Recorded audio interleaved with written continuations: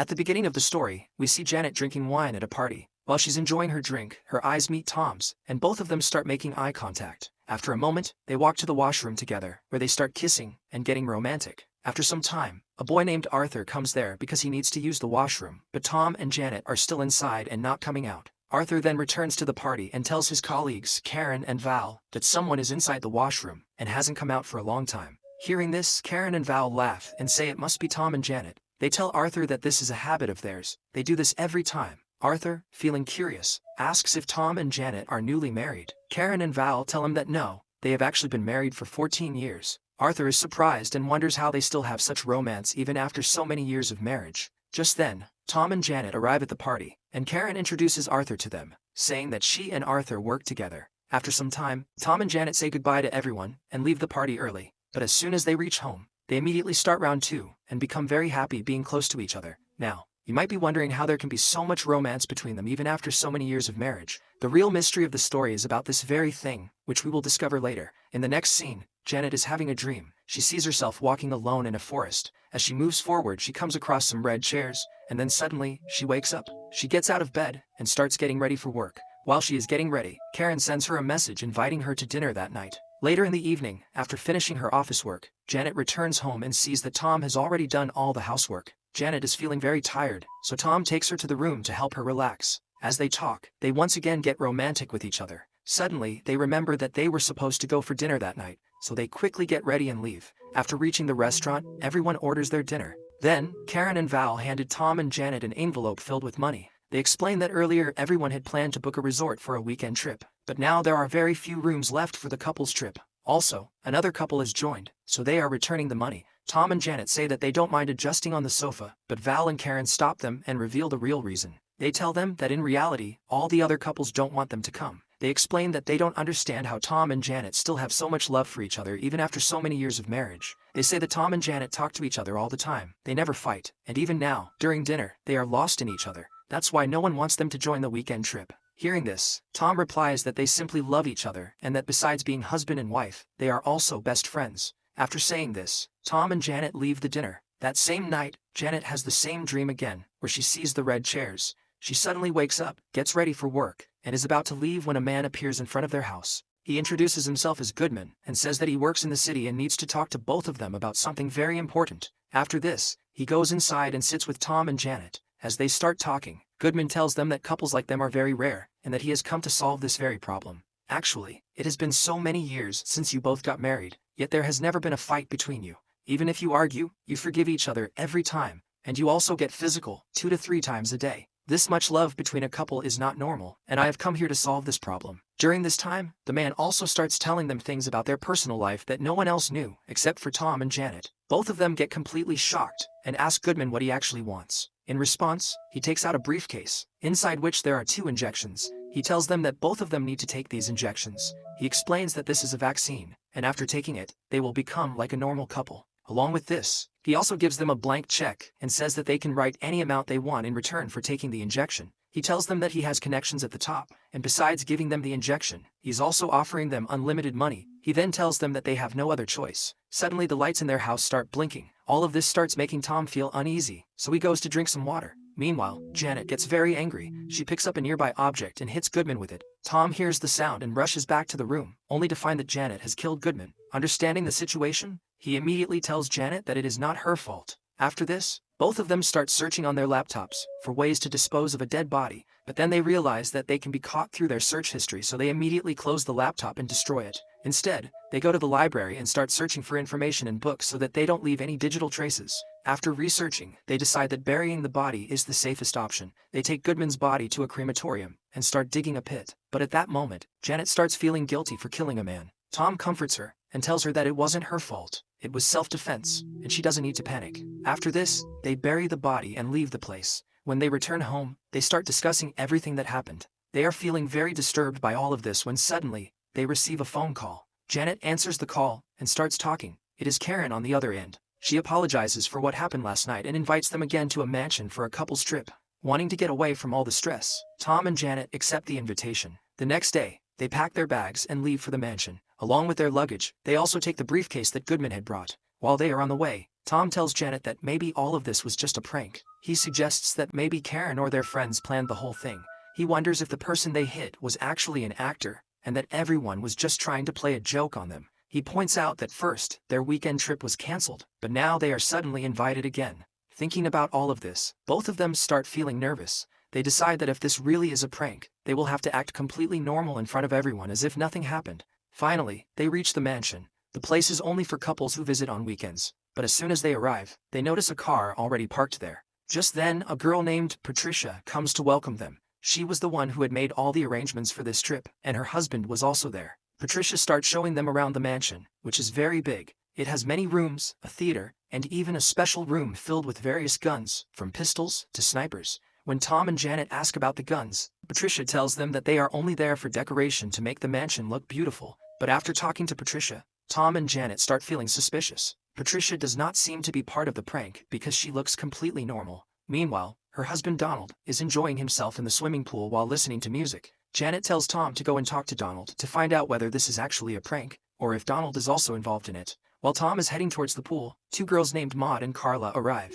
They are in a relationship with each other. Patricia welcomes them inside the mansion. After this, we see that Tom goes to the swimming pool and tries to start a conversation with Donald. But Donald does not like Tom at all, so he completely ignores him. Tom also does not like Donald's attitude and understands that Donald will not be involved in this. Tom then returns to the room, and while taking a shower, he talks to Janet. He tells her that Donald and Patricia are not part of this, so now they have to be careful and act completely normal. While talking, Janet comes close to Tom and says that it has been 2 to 3 hours since they arrived, but they have not gotten close to each other yet. After saying this, they get intimate right there in the bathroom. Now at night, Karen and Val arrive at the mansion. With them, there is another couple named Gretel and Richard. Patricia welcomes all of them. Then, Val tells Patricia that there is something special kept in the trunk of the car that will surprise her.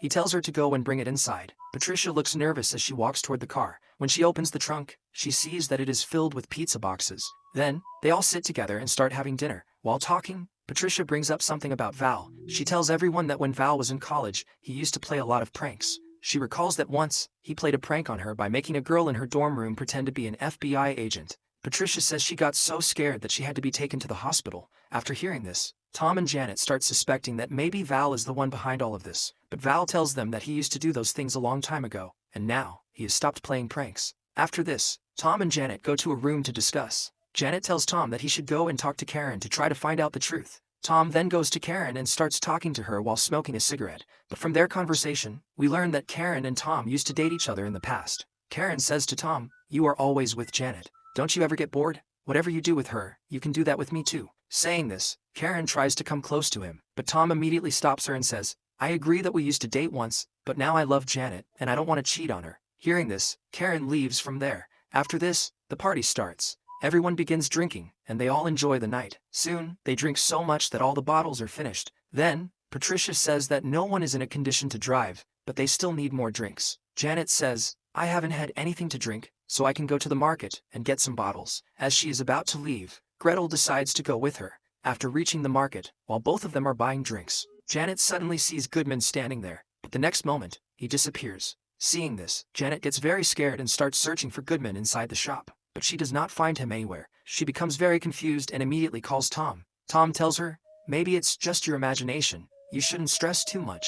You probably mistook someone else for him." As soon as Janet finishes talking on the phone and steps outside, she suddenly sees Goodman in a car. He stops the car right in front of her, looks at her, and then drives away after saying, "Bye." Janet gets extremely scared after seeing this. Without wasting time, she immediately tells Tom everything. Tom also gets confused and doesn't know what to do. So, he makes an excuse to Karen, takes the keys, and heads toward the gunroom. Once inside, Tom secretly steals a gun from there. When Janet returns, both of them talk to each other. Then, they take out Goodman's briefcase and show it to everyone. They ask if anyone recognizes the briefcase or knows anything about it, but everyone says they have no idea. After this, Tom and Janet tell everyone the truth about Goodman and the briefcase. Hearing this, everyone gets shocked and asks, "Why didn't you tell us this earlier? What were you both doing till now?" Tom then asks, "Is anyone here a scientist? We need to find out what's inside these injections."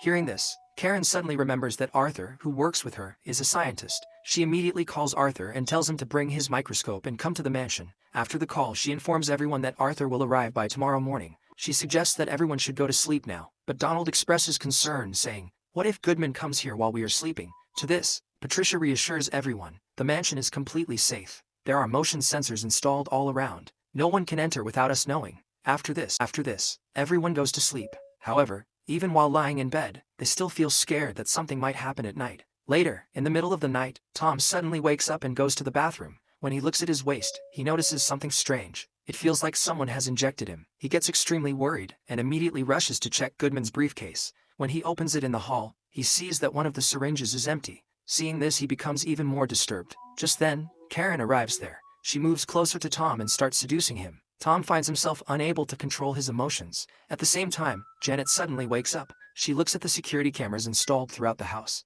On the screen in her room, she sees Tom and Karen together. Seeing this, Janet feels completely shattered. Her heart breaks into pieces. After this, when Tom returns to the room, Janet doesn't say anything to him. She quietly turns away and goes to sleep. The next day, Tom wakes up feeling extremely guilty for cheating on Janet. He regrets what happened the previous night. When he walks into the living room, his eyes suddenly land on something shocking. The picture of the good man. This picture wasn't there yesterday. Without wasting a second, he rushes straight to Patricia and asks her, "How did you find this house?" At first, Patricia hesitates and says that she found it on the internet. But Donald insists, "Tell them the truth, Patricia." After a brief pause, Patricia finally confesses, "A few weeks ago, my husband Donald lost his job, and we desperately needed a cheap house to live in. During that time, a man from my office approached me and said, 'I have a cheap house for you.' So, Donald and I started living here, and this weekend, I invited all of you so I could earn some money." Hearing this, Janet quickly shows her Goodman's picture and asks, "Was this the same man?" Patricia looks at the photo carefully and then nods. "Yes." Tom and Janet immediately turn to everyone and say, "This is all a trick by Goodman. He's been watching us through the cameras.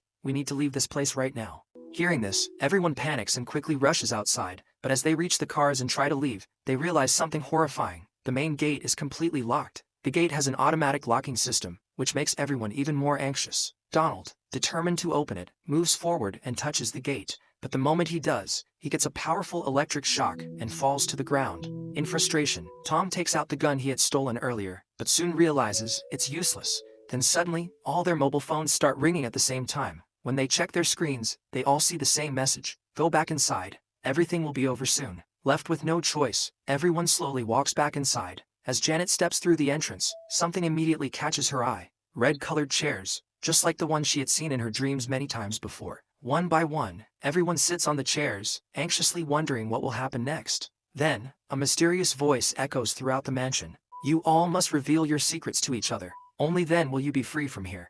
Then, after a moment, Janet looks at everyone and speaks first. "Yesterday, Karen got physical with my husband." Tom takes a deep breath and looks at everyone. "Karen gave me that injection while I was asleep, and that's why all this happened." Karen immediately responds, "Yes, I did inject Tom. But before that, I threw away the chemicals from the syringe. It was completely empty. I only did it to confuse him." Hearing this, Janet feels even worse, and Tom, filled with shame, lowers his head and says, "I couldn't control myself." Then turning to Vale, Karen demands, "Now why don't you tell your secret?" Vale sighs and looks directly at Karen. "I knew that you were cheating on me, but I never expected this level of betrayal." Karen scoffs, "You don't get to say anything. You've been having an affair with your assistant for 10 years, and the biggest truth about you, you're gay, and your assistant is a man." Then looking around, Karen asks, "Who here already knew that Vale was gay?" One by one, everyone slowly raises their hands. Patricia then steps forward and admits, "I invited Tom and Janet here only for money." Then, Gretel's voice trembles as she speaks, "My husband tortures me. Not a single day has passed without him beating me." One by one, everyone reveals their painful secrets, exposing the hidden truths of their relationships. After a long silence, Tom suddenly stands up and looks around. Then, he says, "Goodman, you've heard everything you wanted to hear. You wanted us all to break apart. Your work is done. Now let us go." Then, Goodman's voice echoes, "You may leave."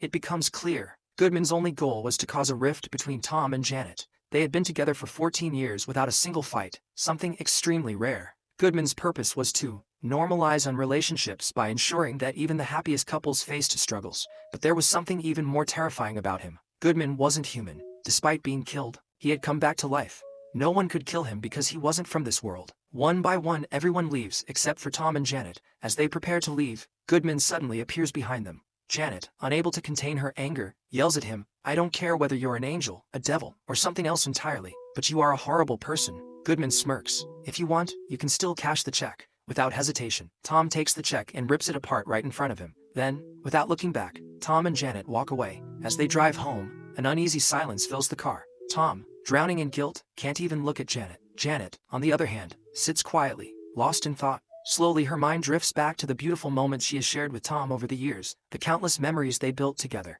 And in that moment, she makes a decision. She forgives him. Without saying a word, they stop the car at a quiet place. Then, unable to hold back anymore, they lean toward each other and share a deep kiss. Passion takes over, and their love reignites inside the car. And with this, the story ends. I hope you enjoyed this story. See you soon with another interesting one.